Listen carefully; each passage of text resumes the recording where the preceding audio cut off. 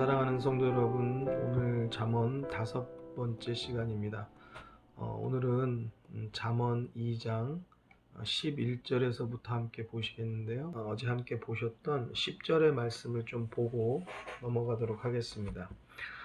10절 보면은 이렇습니다. 곧 지혜가 내 마음에 들어가며 지식이 내 영혼에 즐겁게 될 것이요. 지혜가 우리들의 마음에 들어온다는 겁니다. 그리고 지식이 내 영혼을 즐겁게 한다는 겁니다. 어떻게 될 때에 이런 일이 벌어지느냐? 우리가 하나님을 알게 되어지고, 그리고 또한 하나님의 지혜가 우리 가운데 있어서 우리가 공의와 공평과 정직, 그리고 모든 선한 일을 깨닫게 될 때에 그때에 이러한 10절의 은혜가 있게 되어진다는 사실입니다. 여러분, 세상에서 지혜를 넣어주고 또 영혼을 즐겁게 해주는 그런 학교나 또는 학원, 교육기관 이런 곳은 어디도 없습니다. 이런 데가 있으면은 당연히 우리 자녀들을 보내고 싶지 않겠습니까? 그런데 어디에도 세상에는 이런 기능을 하는 곳이 없습니다. 더군다나 성경은 무엇이라고 말하냐면 지혜를 억지로 집어넣는다고 이야기하지 않아요. 세상 지식과 같이 공식을 풀거나 억지로 외워서 주입해서 넣는 것이 아닙니다. 이 지혜는 우리의 마음으로 들어간다는 것이에요. 물이 흘러가듯이. 그러니까 하나님을 알게 되면 자동적으로 또 자연스럽게 말씀에서 우리의 영혼으로 흘러 들어오게 되는 것입니다. 또한 우리의 영혼이 즐겁게 되어진다는 사실이에요. 자, 그러면은 어떻게 이런 일이 있을까요? 어떤 면에서는 조금 너무 추상적인 말 같기도 하고요. 좀 믿기 어려운 이상한 말 같기도 합니다. 그렇지만 한번 다시 반대로 이렇게 또 한번 생각해 보면 좋겠습니다.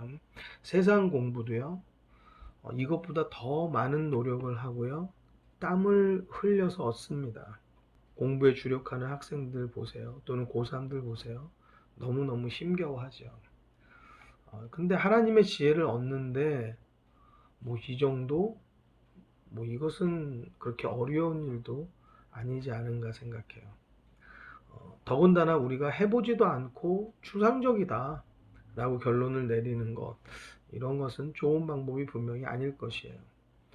또 해보지도 않고 별것 아닐 것 같다 이렇게 단정하는 것도 좋은 방법이 아닐 것입니다. 세상의 일들도 보면은요, 여러 가지 많은 경험을 하고 많은 일들을 해보거든요, 우리들이. 그때에 우리들 가운데 경험이 생기고 또 알지 못하던 것들, 지식이 되었던 또는 지혜가 되었던 그것들이 우리들 가운데 이렇게 습득이 되어지는 거예요. 공부가 되어진단 말이에요. 아무것도 하지 않으면 아무것도 일어나지 않습니다. 사랑하는 성도 여러분, 말씀이 우리들을 이끌고 인도하는 길, 거기에 순종하여서 가는 것, 그것은요, 우리들에게 참 중요한 일인 것을 꼭 마음에 새기기를 주의 이름으로 축원합니다. 여러분, 중병으로 어려움을 겪는 환자분들을 이제 가끔 보게 돼요. 의사가 작은 희망이라도 말해주면 그게 얼마나 고마운지 몰라요. 그리고 붙잡을 수 있는 그 지푸라기 같은 시로라기 같은 그 희망 하나만 있어도요, 그거를 붙잡고 싶어 하고 또 거기서 희망을 느끼는 것이 사람입니다.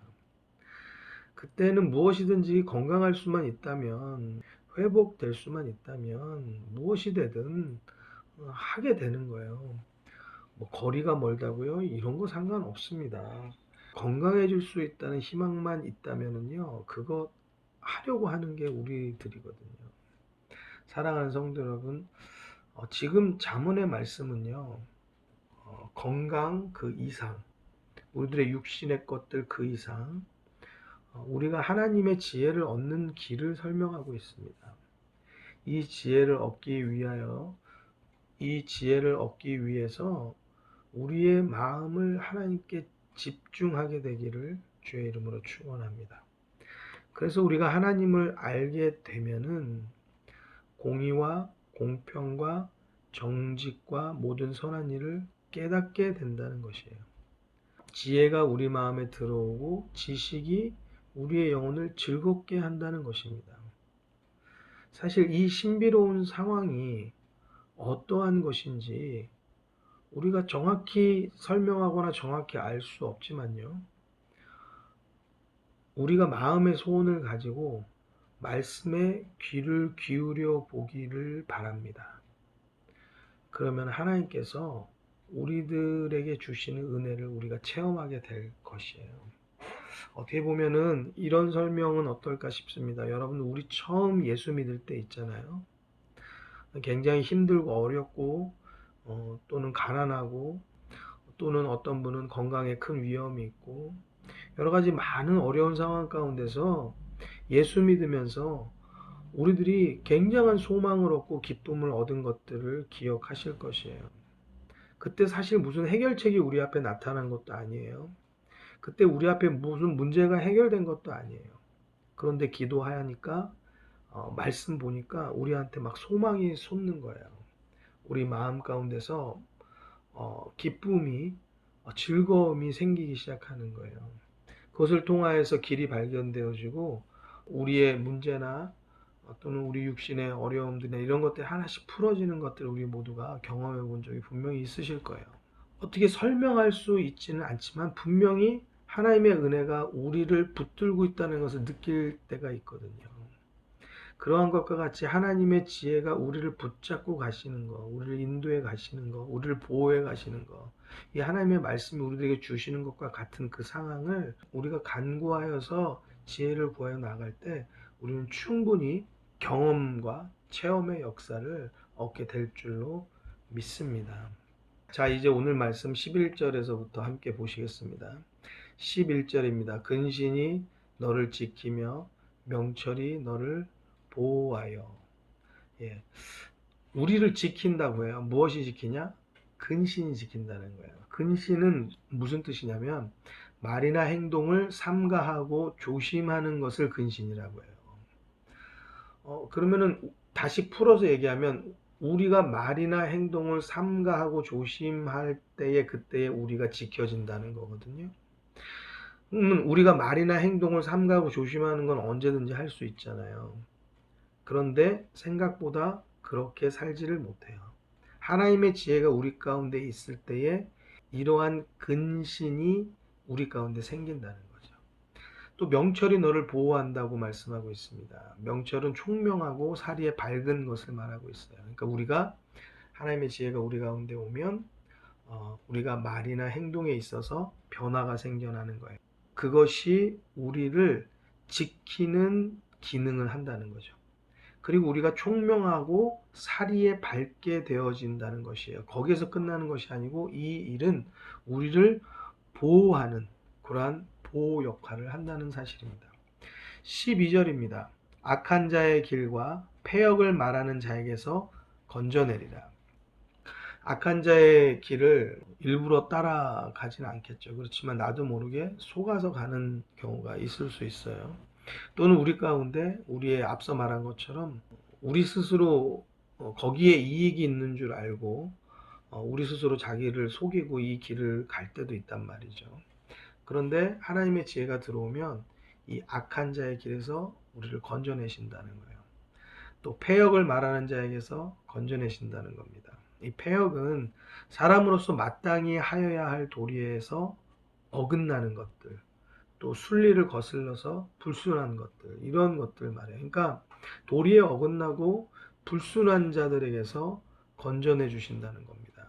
13절입니다. 이 무리는 정직한 길을 떠나 어두운 길로 행하며, 정직한 길을 떠나서 어두운 길로 행한다. 그러니까 정직한 길을 떠나게 되면 어두운 길로 흘러가게 되는 거죠.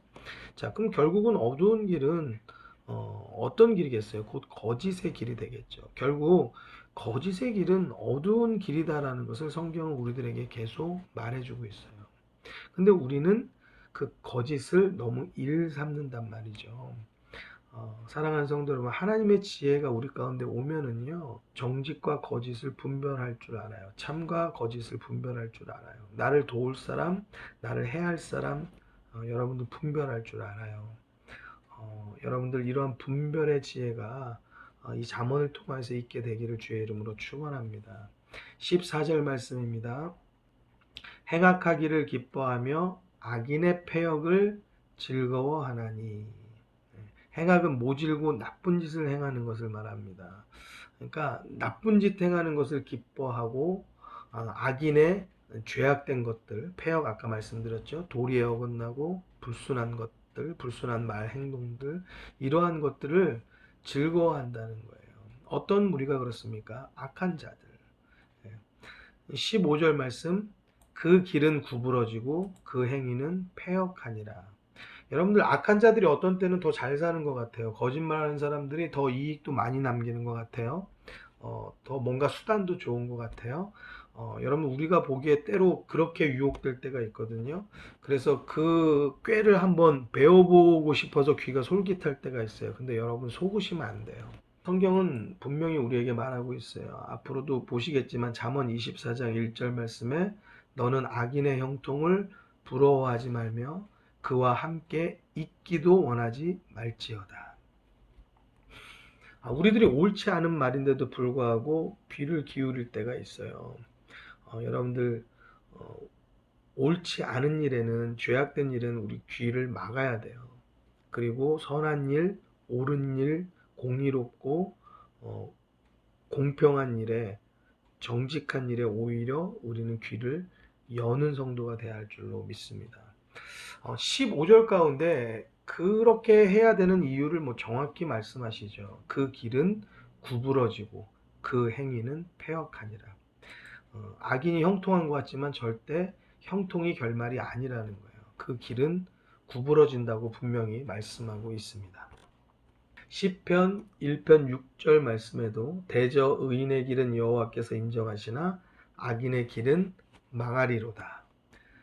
정확하게 말씀하세요. 아주 명확하게 성경은 기록하고 있어요. 여러분, 악인의 길, 악인의 형통 절대 부러워하거나 같이 하지 않게 되기를 주의 이름으로 축원합니다.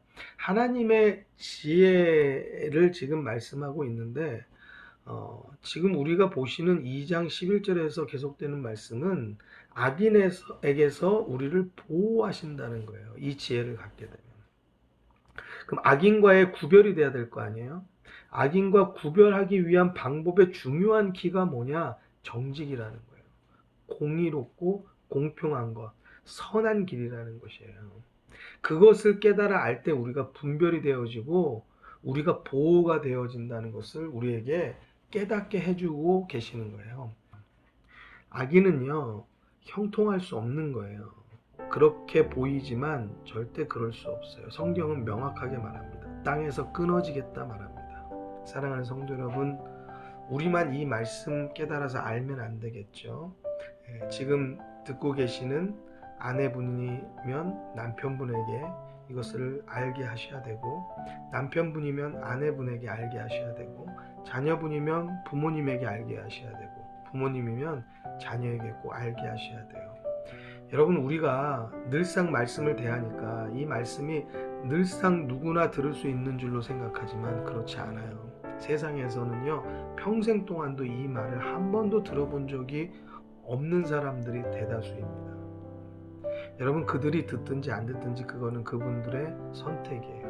그렇지만 우리가 그 귀에 읊어주고 그 손에 쥐어주는 것, 그거는 우리가 믿는 사람으로서, 먼저 하나님을 깨달아 아는 사람으로서, 또 남편, 아내, 부모, 자녀를 사랑하는 사람으로서 해야 할 일인 것을 꼭 믿으시고, 하나님의 지혜의 길을 나만이 아니라 우리 가정이, 우리 가문이 다 함께 걸어가야 할 줄로 믿습니다. 우리 그 일을 위해서 함께 기도하십시다. 아멘.